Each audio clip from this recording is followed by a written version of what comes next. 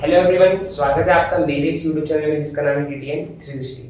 दोस्तों, आज इस वीडियो में हम जानने वाले हैं मोलैरिटी के एक सब टॉपिक के बारे में जिसका नाम है मोलैरिटी ऑफ डाइल्यूशन।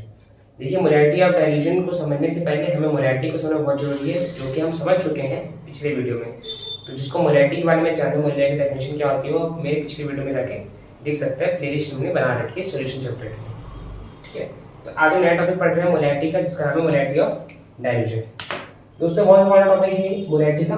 इसमें हम देखेंगे कि डाइल्यूशन के दौरान मोलैरिटी में क्या चेंज आता है।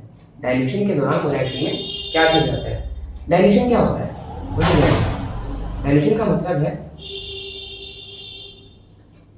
Increase in volume of solution.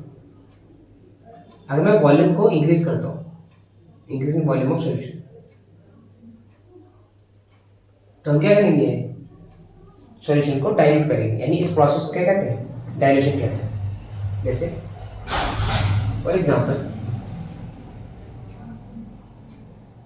अगर मैं एक सॉल्यूशन ले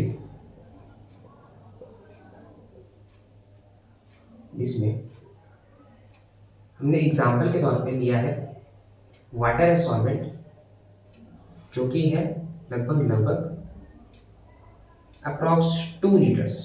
कितने लीटर है? 2 लीटर। तो हमने 2 लीटर में वाटर लिया है, इसमें हमने डाला है सॉल्यूट को, जो कि है 2 मोल्स। 2 मोल्स ऑफ सॉल्यूट डाला हमने 2 लीटर्स ऑफ वाटर पे। तो जैसा हमें पता है कि मोलैरिटी का फॉर्मूला क्या आता है, number of moles of solute upon volume of solution in litres. तो यहाँ पे मोलैरिटी कितनी होगी? हमने सॉल्यूट के मोल्स कितने डाले हैं? 2 मोल्स डाले हैं, और वॉल्यूम में कितना है सॉल्वेंट का? 2।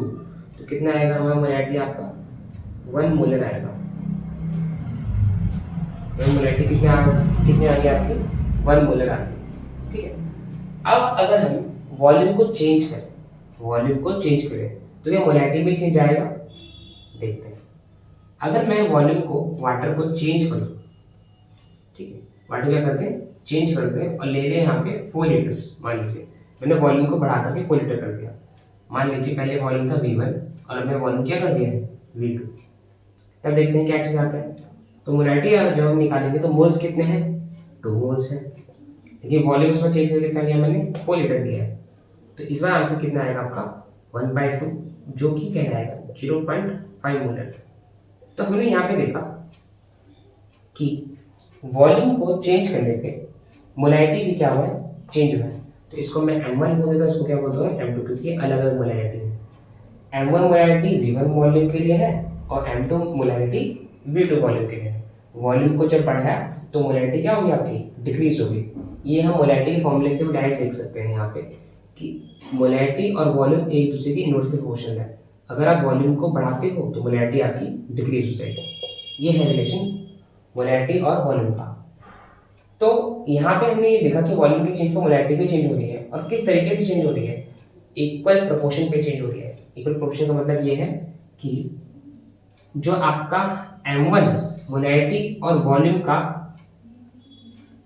प्रोडक्ट है वो बराबर है M2 और V2 के। ऐसा कैसे लिखा है यहाँ पे? M1 और V1 जो है आपको बिफोर डाइल्यूशन के लिए बोला गया है, और M2 और V2 आफ्टर डाइल्यूशन के लिए बोला गया है, पर इनका मल्टीप्लिकेशन बराबर है। भले ही मोलैरिटी अलग अलग है, वॉल्यूम अलग अलग है, पर इनका मल्टीप्लिकेशन क्या आ रहा है? आपका सेम आ रहा है। वो कैसे? अगर हम मोलैरिटी के फॉर्मूले में ध्यान से देखेंगे यहाँ पे, तो मोलैरिटी होती है number of moles of solute upon volume solution in litre. यानी कि अगर हम नंबर ऑफ मोल्स ऑफ सिर्फ सॉल्यूट निकालें तो यहाँ से नंबर ऑफ मोल्स का सॉल्यूट का फॉर्मूला क्या आएगा? मोलैरिटी मल्टीप्लाई वॉल्यूम आएगा। यानी कि नंबर ऑफ मोल्स का फॉर्मूला यहाँ पे क्या आ रहा है? मोलैरिटी इनटू वॉल्यूम आ रहा है। Number of moles of solute बराबर है प्रोडक्ट ऑफ मोलैरिटी और वॉल्यूम के। और number of moles of solute क्या डिपेंड करते हैं? वॉल्यूम पे। Number of moles of solute तो सॉल्यूट पे डिपेंड करेंगे, वो वॉल्यूम पे थोड़ा डिपेंड करेंगे। अगर आप किसी सॉल्वेंट के तौर पे मान लो आपने पानी ले रखा है और आप उस पर डाल रहे हो NaCl नमक, तो अगर 2 ग्राम नमक डाला, 4 ग्राम नमक डाला, या 5 मोल डाले अमाउंट में, या 10 मोल डाला NaCl अमाउंट में, तो उससे क्या वॉल्यूम को कोई लेन देना है? बिल्कुल नहीं है। आप पानी को बढ़ाते जाओ तो वॉल्यूम क्या हो जाएगा? बढ़ते जाएगा, जिसकी वजह से मोलैरिटी आपकी घटते जाएगी।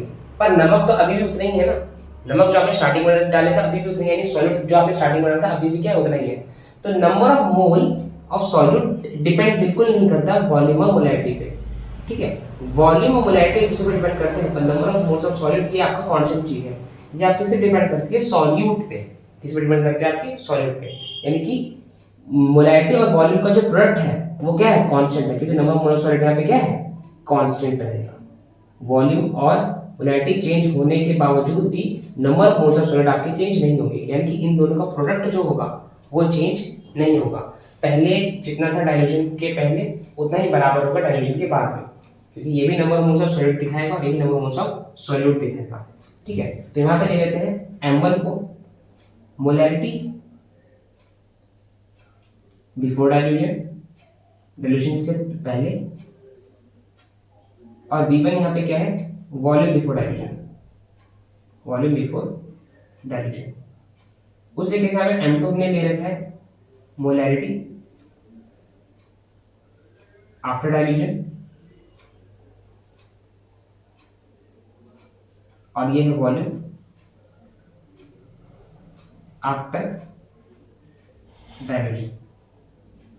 यानी कि मान लीजिए मैंने मोलैरिटी अगर लिया है 3 और वॉल्यूम लिया है मैंने 2, मोलैरिटी लिया है 3 और वॉल्यूम क्या लिया उसके लिए 2, तो अगर हमने वॉल्यूम को बढ़ा करके 3 कर दिया तो मोलैरिटी उसी कॉरेस्पॉन्ड में डिक्रीज होगा कि इनका मल्टीप्लिकेशन सेम है। यानी कि अगर 3 × 2 है और यहाँ पे मोलैरिटी बिफोर डाइल्यूशन 6 आई थी, तो आफ्टर डाइल्यूशन में आपने वॉल्यूम बढ़ाया है तो मोलैरिटी भी उसी रेट पे घटेगी जिनका मल्टीप्लिकेशन क्या सेम है, यानी कि ये क्या हो जाएगी आपकी 2, तो 2 से कितना आ आपका 6 आ। यानी कि अगर आपने वॉल्यूम को घटाया तो मोलैरिटी बढ़ेगी, या फिर वॉल्यूम को बढ़ाया तो मोलैरिटी घटेगी, पर उसी रेट से घटेगी कि इनका मल्टीप्लिकेशन क्या है, जैसा पहले आ रहा था बाद में वैसा ही है, क्योंकि इन दोनों का मल्टीप्लिकेशन बराबर होता है number of moles of solute के, जो कि एक कांस्टेंट चीज है।